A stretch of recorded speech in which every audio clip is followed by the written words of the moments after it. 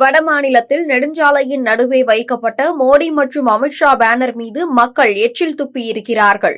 அவ்வளவு இடம் இருந்தும் நடுரோட்டில் வைக்கப்பட்ட இந்த பேனர் மீது எச்சில் துப்புகிறார்கள் என்றால் இது பாஜக அரசு மீது மக்கள் எவ்வளவு எதிர்ப்பு மனநிலையில் இருக்கிறார்கள் என்பதை பிரதிபலிக்கிறது என்று பலரும் பாஜக அரசை விமர்சித்து வருகின்றனர். पोस्टर्स को लगे 2 घंटे नहीं हुए हैं और लोगों ने थूकना चालू कर दिया है। ये हमारे गृह मंत्री अमित शाह जी हैं जिनके पोस्टर पे लोगों ने थूकना चालू कर दिया है। और अभी है असली धमाका, देख सकते हैं आप डिवाइडर के बीच में प्रधानमंत्री नरेंद्र मोदी की फोटो लगी है, बड़ा पोस्टर लगा है। सबसे ज्यादा लोगों ने इंटेंशनली इस पोस्टर पर थूका है, इस पोस्टर पर स्पिट किया है। पान मसाले के पुड़िया के न जाने कैसे कैसे लोगों ने थूक के गए हैं इनके पोस्टर पर।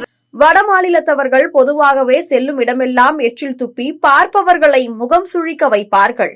குறிப்பாக ரயில் நிலையம், மார்க்கெட், பேருந்து நிலையம் என மக்கள் அதிகம் கூடும் இடங்களில் இந்த கறை அதிகமாகவே இருக்கும். வட மாநிலங்களுக்கு சுற்றுலா செல்பவர்கள் இதனாலேயே அந்த இடத்தை புறக்கணித்தும் வருகின்றனர். இந்நிலையில்தான் இந்த கரையை நீக்குவதற்காக மட்டுமே ரயில்வே நிர்வாகம் ஆண்டுக்கு 1200 கோடி ரூபாய் செலவு செய்து வருகின்றது என்ற அதிர்ச்சி தகவலும் வெளியாகியிருக்கிறது.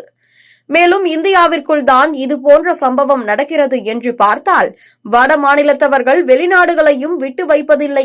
லண்டன் போன்ற நாடுகளிலும் இதுபோன்று புகையிலை போட்டு எச்சில் துப்பி கரையாக்கி வருகின்றனர் என்ற குற்றச்சாட்டு எழுந்துள்ளது.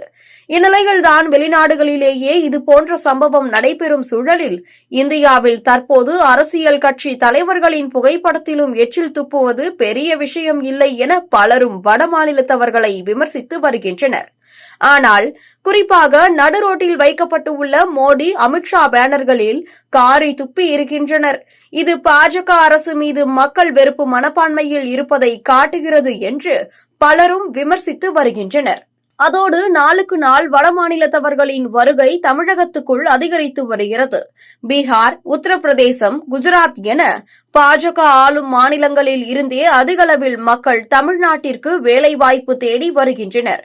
பாஜக ஆட்சி அமைத்ததில் இருந்து வேலைவாய்ப்பு அதிகரித்து உள்ளது என பாஜக அரசு மாற்றி மாற்றி பெருமை பேசிக் கொண்டாலும் அங்கிருந்து லட்சக்கணக்கான மக்கள் தமிழகத்திற்கு படையெடுத்துக் கொண்டேதான் இருக்கின்றனர். வட மாநிலங்களில் சரியான வேலைவாய்ப்பு இல்லாத காரணங்களால் மக்கள் பாஜக அரசின் மீது வெறுப்பில் இருக்கும் சூழ்நிலையில் கூட இதுபோன்று அவர்களின் புகைப்படத்தில் காரி துப்பி இருக்கலாம் என்றும் பலரும் விமர்சித்து வருகின்றனர்.